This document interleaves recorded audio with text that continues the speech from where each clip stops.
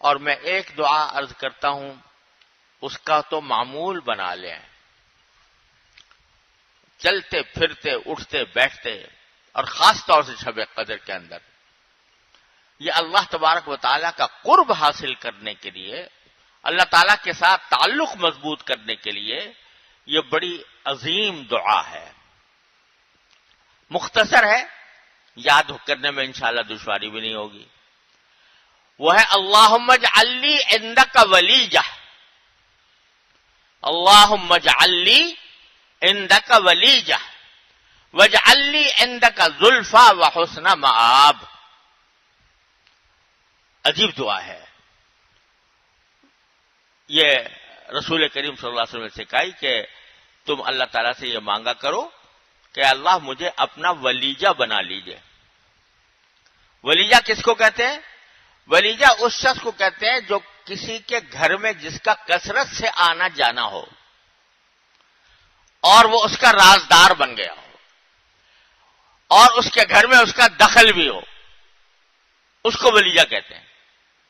جیسے خاص لوگ ہوتے ہیں اپنے گھر میں آنے والے، ان کو کسی کے کوئی وقت ان کا تعین نہیں، جب چاہتے ہیں چلے جاتے ہیں، اور گھر کے حالات سے باخبر بھی ہیں اور رازدار بھی ہیں، اور اس گھر کے معاملات میں دخل بھی ہے ان کا۔ یہ ساری باتیں جب جمع ہو جاتی ہیں کسی شخص کے اندر تو اس کو کہتا ہے یہ میرا ولیجہ ہے، ولیجہ۔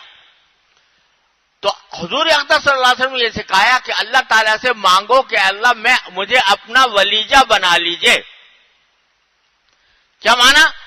کہ ایسا بنا لیجئے کہ ہر وقت میں آپ کے بارگاہ میں آتا رہوں، ہر وقت آتا رہوں، آنا جانا میرا آپ کی بارگاہ میں رہے، چلتے پھرتے اٹھتے بیٹھتے بھی میں آپ کی بارگاہ میں موجود ہوں، اور چپ کے آپ سے اپنی حاجتیں کہتا رہوں، اور میرا دخل بن جائے کہ میں آپ سے جو بات کروں تو آپ اس کو اپنے فضل و کرم سے میرے لیے ثواب کا ذریعہ بنائیں، اس کو میری دعائیں قبول فرمائیں۔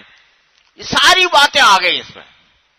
اللہم اجعل لی عندک ولیجہ واجعل لی عندک زلفی وحسن مآب۔ اے اللہ میرا اپنے ساتھ قرب مجھے عطا فرما دیجیے۔ اجعل لی عندک زلفی، اے اللہ اپنے پاس مجھے تقرب عطا فرما دیجیے۔ وحسن مآب، اور آخری انجام، اچھا انجام مجھے عطا فرما دیجیے، تو میرا انجام اچھا ہو۔ کیا خوبصورت دعا ہے، آدمی سوچ بھی نہیں سکتا اس کے جو کچھ نبی کریم صلی اللہ علیہ وسلم نے سکھا دیا۔ یہ چلتے پھرتے اس کو وظیفہ بنا لیں، اور خاص طور سے شب قدر کے اندر اپنے اردو میں جو بھی کہہ دیا، اللہ مجھے اپنا قرب عطا فرما دیجیے، اپنے خاص تعلق عطا فرما دیجیے، ہر وقت مجھے آپ کا دھیان رہے، ہر وقت مجھے آپ کا خیال رہے۔